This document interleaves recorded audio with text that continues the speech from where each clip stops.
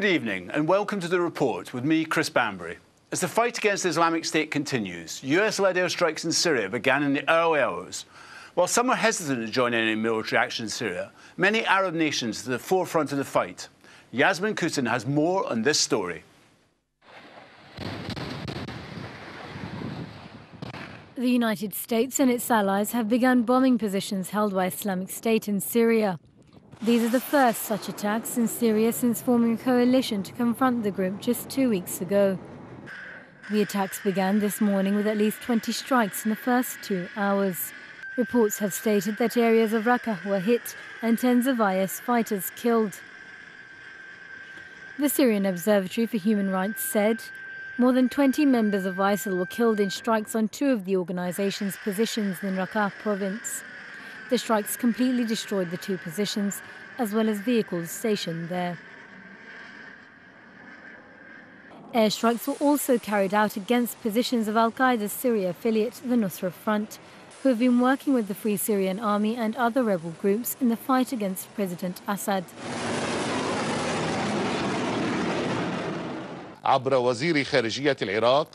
The Syrian Foreign Ministry have confirmed that they were notified of the attacks.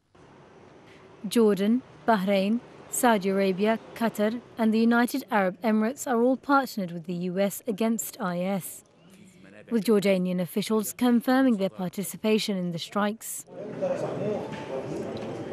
The coalition to fight Islamic State also includes NATO allies and Australia. The attacks in Syria come just a day after IS spokesman Abu Muhammad al-Adnani called on supporters to attack foreigners wherever they are.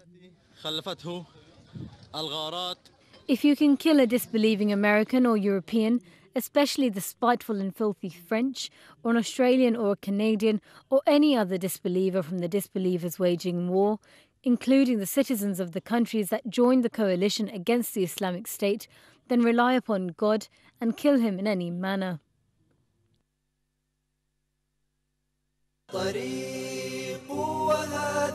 IS had previously maintained that they weren't at war with the US and its allies, rather their key goal being to strengthen their state. The IS group say they have established a caliphate across swathes of land in Syria and Iraq. The US has conducted 190 airstrikes across Iraq as part of President Barack Obama's strategy to destroy IS. 2 weeks ago, President Obama said he would destroy and degrade IS after the killing of 2 US journalists. Over the weekend, IS stormed an Iraqi military camp just an hour's drive away from the capital in Baghdad in the latest raid since June, when they captured the northern city of Mosul. The group also released further video material, including a second video with British journalist John Cantley.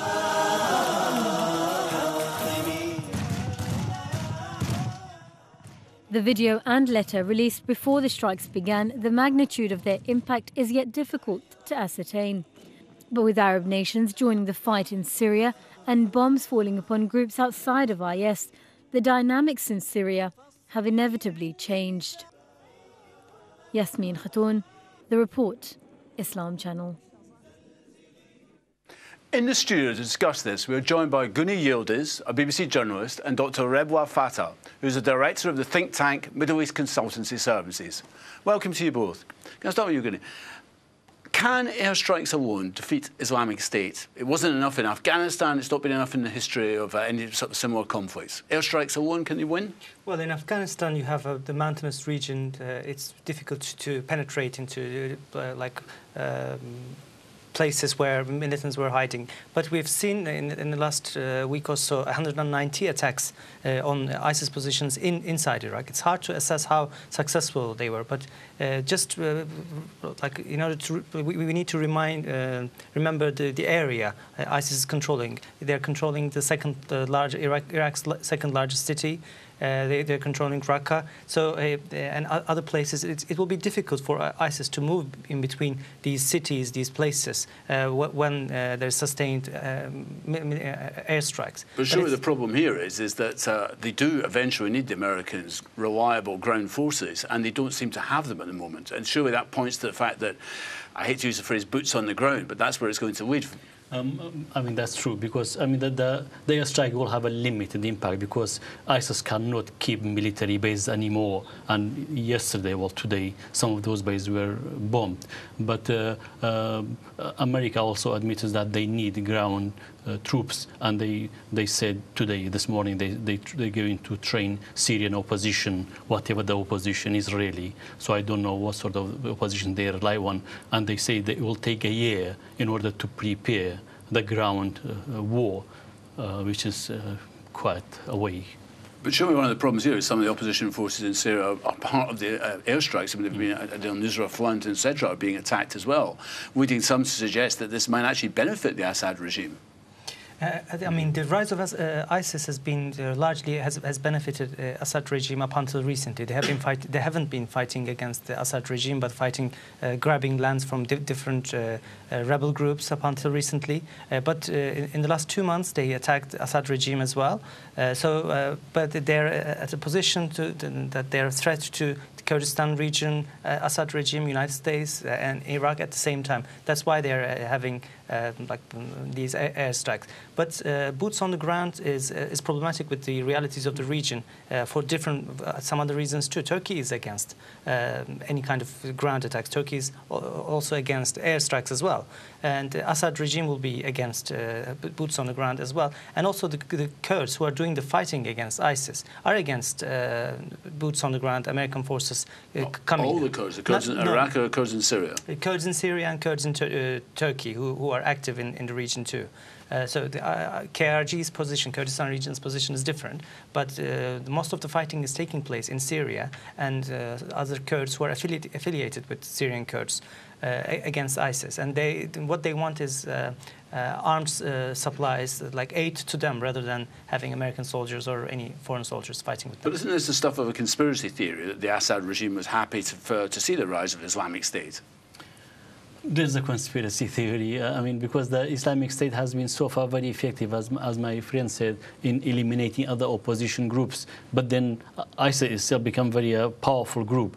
Are they going to stop there, or are they going, after they becoming the only opposition in the region with all these resources, with all these military hardware, maybe they will be ready to attack Assad regime?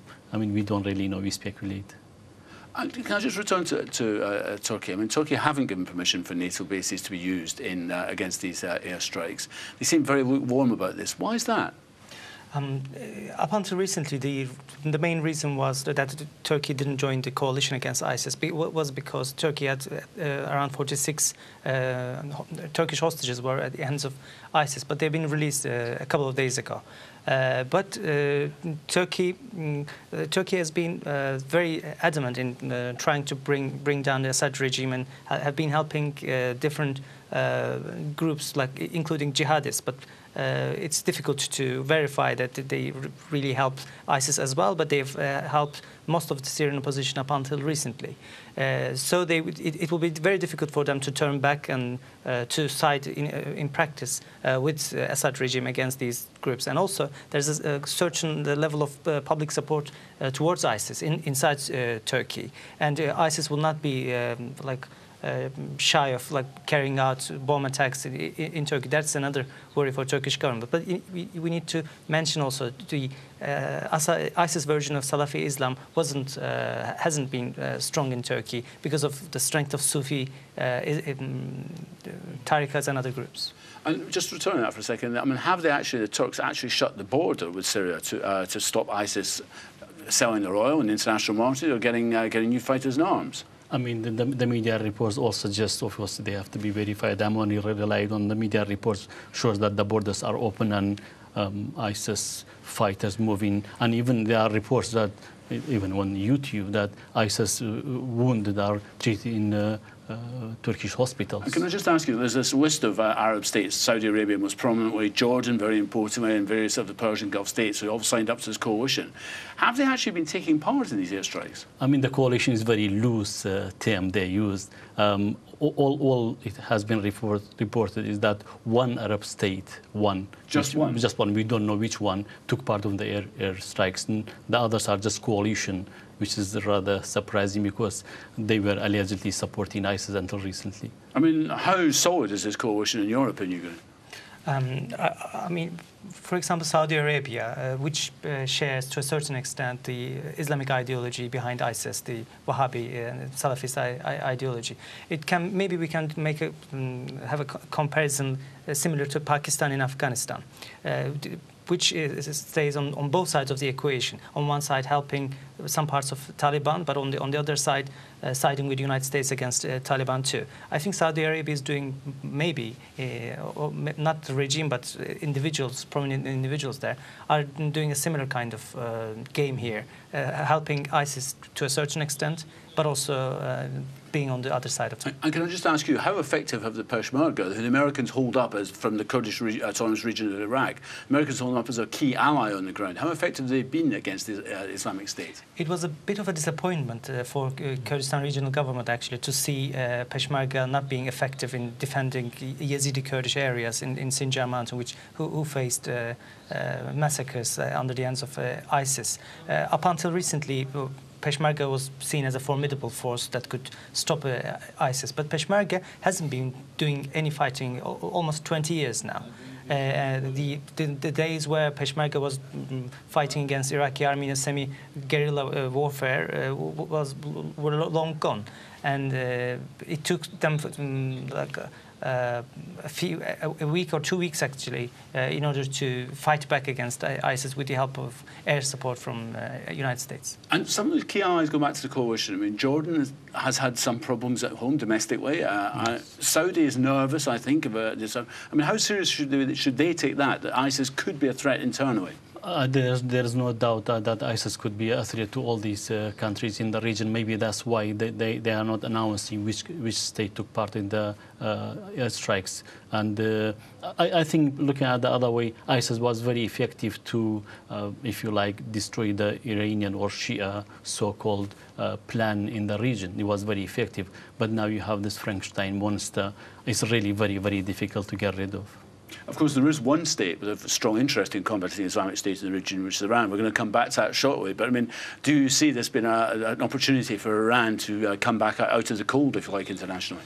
Actually, the existence of Islamic State, I don't see it as a strategic threat to Iran, because it strengthens Hezbollah and radicalizes lots of Shiites. And also, it maybe, to a certain extent, the existence of ISIS didn't force Iran's ally, Assad regime, out of power. So in those senses, Islamic State is not strong enough to the fight against Iran, I mean, Hezbollah was successful in fighting against jihadists, other jihadists in Syria.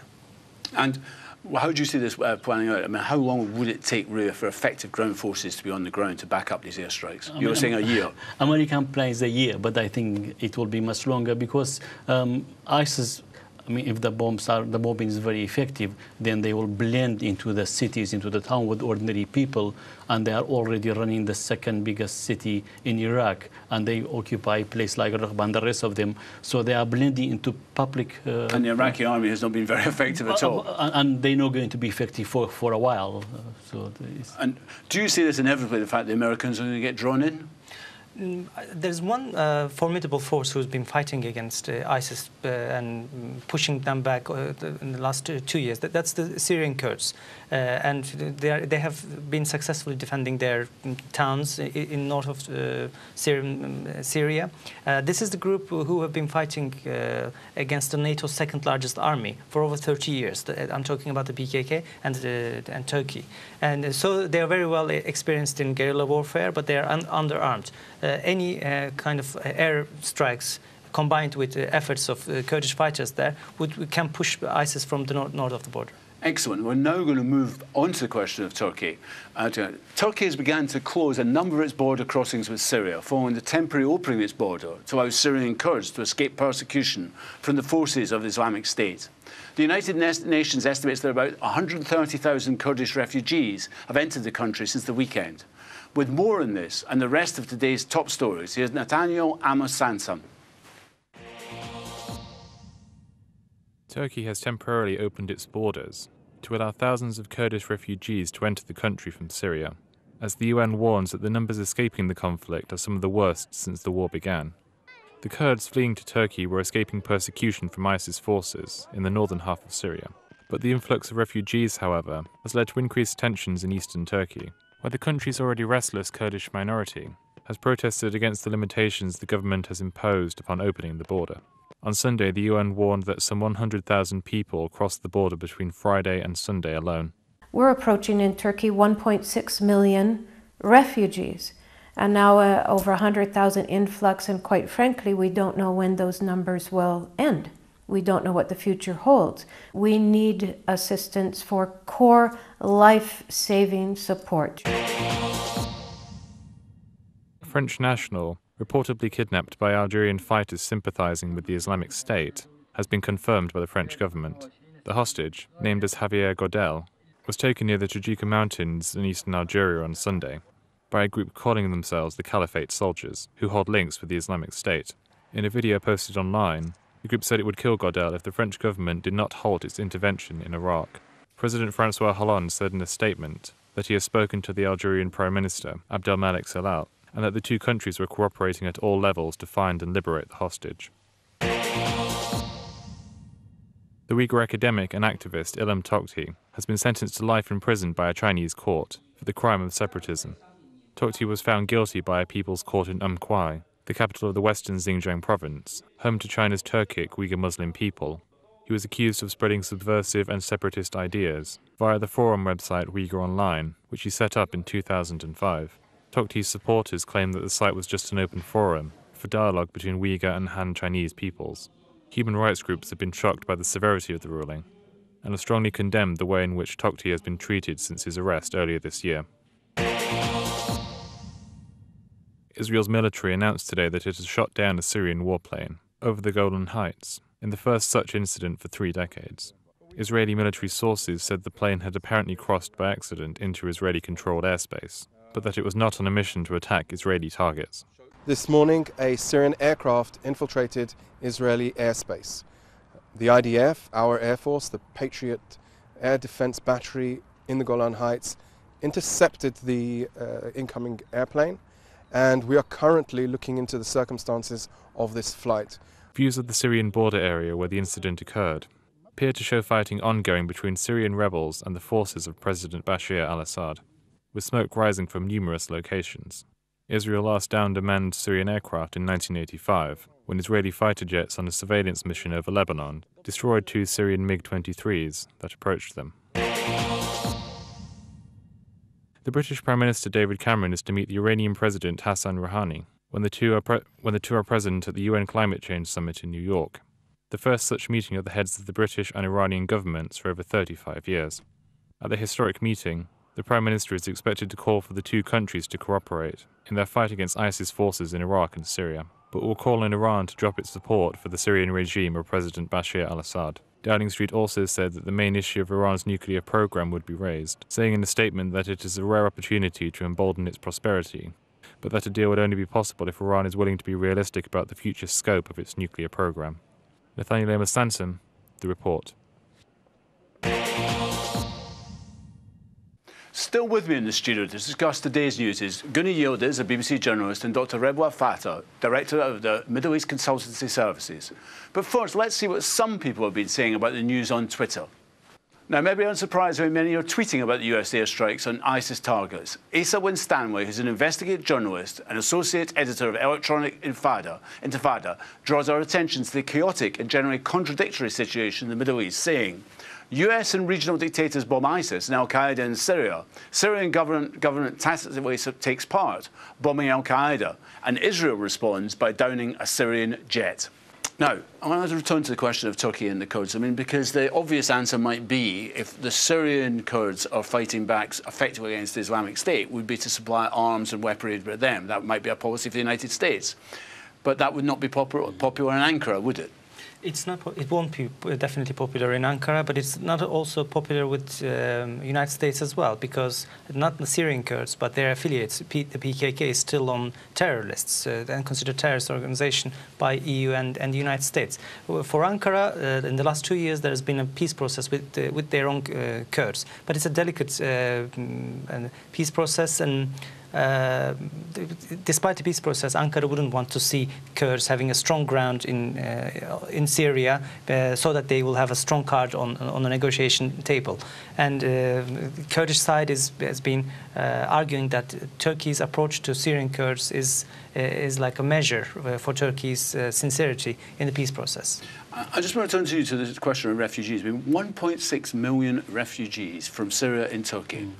Here in Europe, there is almost hysteria about the idea of a few thousand refugees coming into these islands. I mean, isn't this somewhat hypocritical of the West, to be watching this situation and not providing refuge for these people?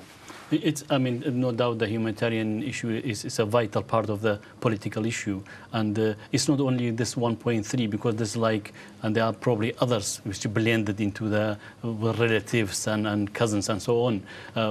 This is another worry for Turkey, maybe thinking that the huge refugees from Syria may destabilize the country, especially most of these refugees are Kurds moving from the border and they have relatives on the other side.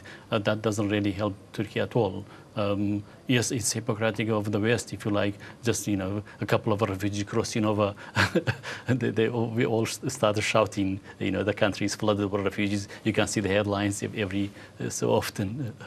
That's the point, isn't it? If even a few thousand refugees arrived at Heathrow from Syria, there'd be forces in Britain saying, this island is full and all the rest of it. Turkey and other neighbouring states like Jordan are left to shoulder this burden, and Lebanon.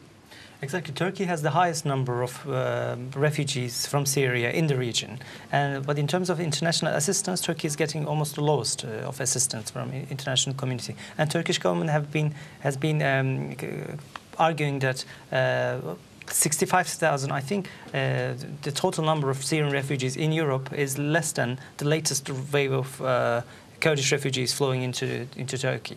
That's a fantastic and interesting statistic, actually, in terms of that. I want to come back to Turkey and its regional ambitions, because up until now, Turkey has been trying to play as a regional ambition. It's called the Ottoman strategy of winning influence in the former countries of the Ottoman Empire. Is this quite a setback that it's broken? It's out of favour, if you like, with the United States. I believe that Turkey's policy is not typical of Turkey's recent policy with ISIS that we have seen, and not. It's the way he played double standard. Turkey is very happy to provide the air bases to attack other places, but not Syrian Assad regime. I think there's a bit of setback in Turkish foreign policy, and not being part of the coalition is also another problem for Turkey. I understand all the issues related to internally to Turkey. For example, the problem you mentioned earlier, maybe the ISIS can be effective in Turkey, bombing and so on. Whether they can find the ground there, I'm not sure. But yes, it's how secure is President Erdogan in Turkey?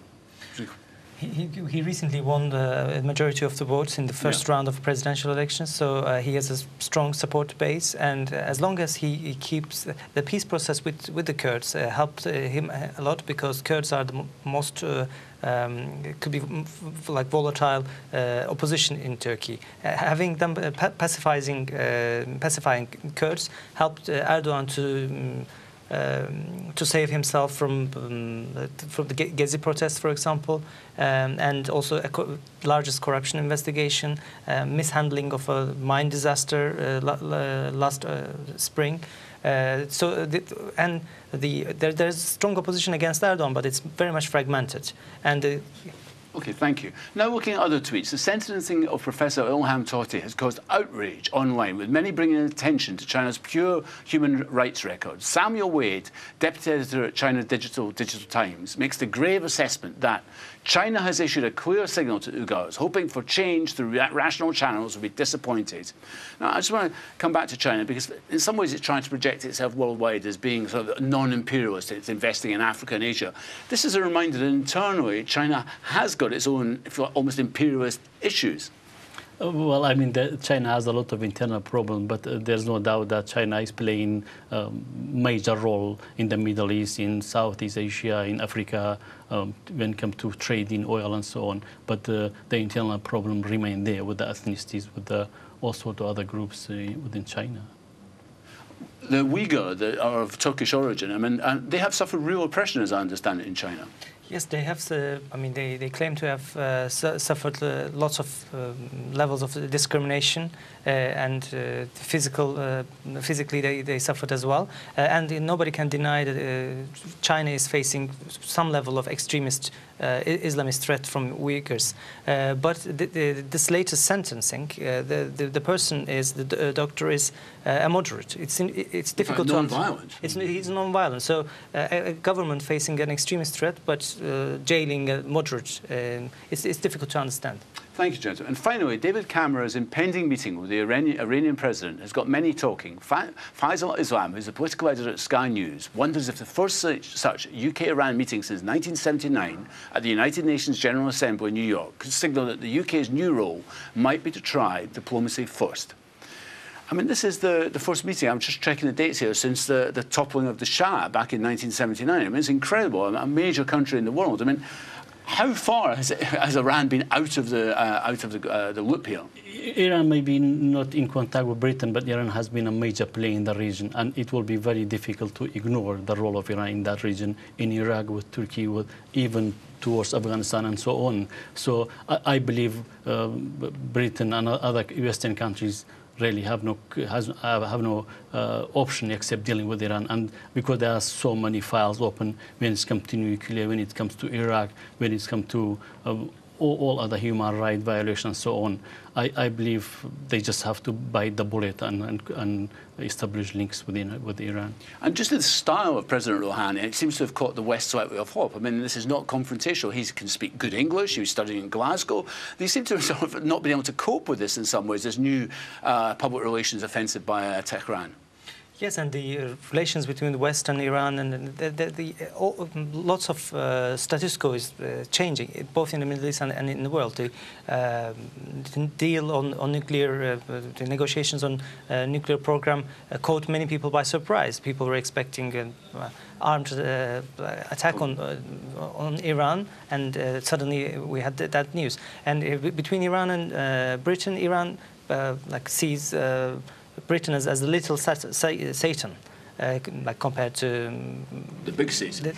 Compared to the big Satan, the United States. But the popular conception of Britain is like Britain is the brain of conspiracy against Iran. Maybe it's not like carrying out all the conspiracy itself. The 1979 revolution, I mean, was a big blow for the United States in particular, wasn't it? And haven't really got quite over that.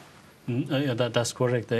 Because Iran turned over and become from a friendly country or partner, probably the main partner in the Middle East with America, become probably the most hostile country against America, and we have seen the ripples of that since then. Well, we'll have to end the conversation there as it's time for a break. But after, we'll come back and be comparing the situation of human rights in Israel and in the occupied Palestinian territories, following the killing of the 2 Palestinians suspected of killing 3 Israeli teenagers in the West Bank earlier this summer. So please do rejoin us then.